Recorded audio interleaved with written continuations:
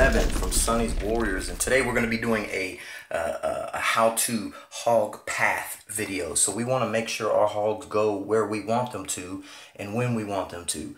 And this is a real simple, quick raid. I want to show you from my last war, but it helps a lot because I looked at this base, and this base has mainly two concerns for hogging.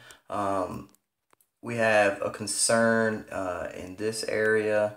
You could run across and trigger 2 giant bombs if you're not careful, and you have this area up here. So I can take care of these. If there were double giant bombs here, which there weren't, if there were, this dude is an idiot because they're super easily triggered. And I'm pretty sure, if I remember, they were all here. And if you know what you're doing, you can keep from having to cross any of those because your cleanup wizards can take out these bases, and then your hogs, you can path them around that area. But if you just spam an Asian wall or just spam hogs in here, your hogs can end up getting tripped up by those if you're not doing it in a proper sequence. So let's take a look at what we want to do. So an ideal hog deployment is, I don't care where you deploy or how you deploy. The only thing I care about is knowing where your hogs are going to go. So what I chose to do is I did a golem. A 2 golem attack from here with my kill squad, so I could take out all of this basically with my kill squad. So with hogs, I didn't have to worry about any of that. So those giant bomb locations, done. So now this is, and in my mind, this is how you break down the base. I know that my kill squad, if I do it correctly, is going to take out that. So I only have to worry about what is left. Now, everything on the interior of this base is defense. There aren't a lot of double giant bomb locations, so I want to get rid of these areas. So I send in test hogs. I send in test hogs up here to clear those areas. Now my field of focus is even smaller. So what I wanted to do, I could either come in from the right or come in from the left. I chose the left, and here's why. When I drop in here, I can make these hogs do this.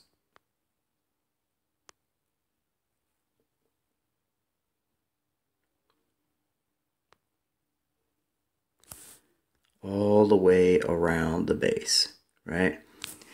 And I know exactly where they're going to go. They're going to follow this path. And when I laid this base out, I saw that there was a path I could make them go. Now, if my kill squad doesn't take this out, they could split when they get to that mortar. Some could go to the right, some could go to the left. So I want to let my kill squad develop to the point where I know that they won't go that direction.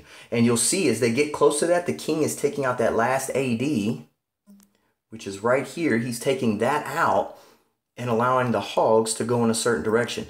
Now here's the kicker.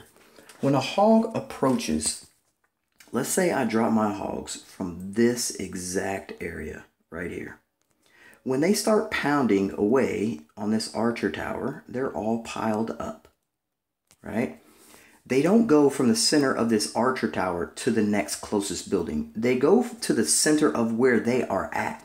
So if there was a defense here and a defense here, half the hogs would go that way and half the hogs would go that way.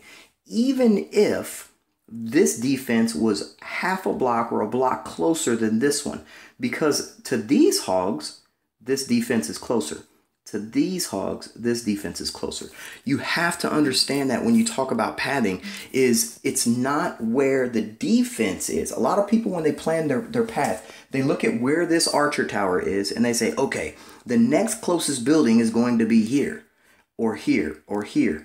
But that's not necessarily the case depending on where the hogs are. So your path is determined where the hogs are when that building is destroyed. All of the hogs are going to be here. The next closest building will be this cannon. And then all of the hogs are going to be on this side. The next closest defense is here. All of the hogs are going to pile up like this. The next closest building defense is here. All of the hogs are going to pile up like this. Now, at this point, they could go this way or that way because I got half of them on one side and half of them on the other. So this is where I need to, there we go.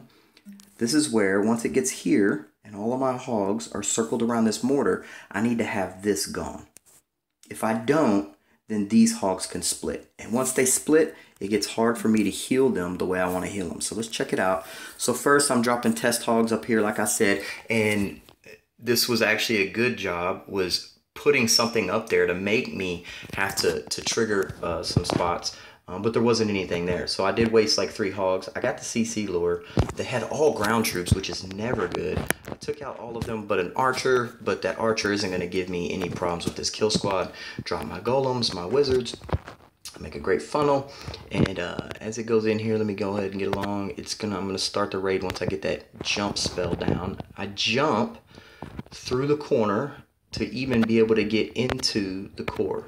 Now, here's where I start the deployment. Notice I started here.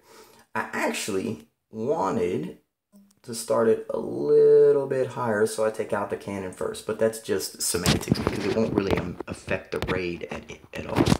So what I'm going to do now is we're going to fast forward this.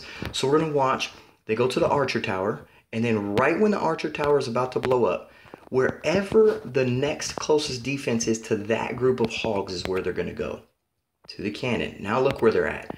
The next closest building to where they are, not where the building is, to where they are. So at this point, they are pretty far away from this cannon, which is right here. If there was any kind of defensive building here, a Tesla or anything else, they would not go this direction. They would go that direction because of how close they are to that side. So let's watch what they do.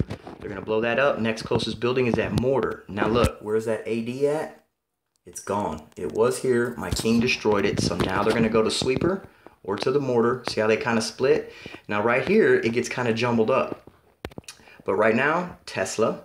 But look, I get to heal them all for a long time. You can't even tell how many hogs I have left. Because one, I don't think any of them have died. And they're all together. They're just pathing around this base.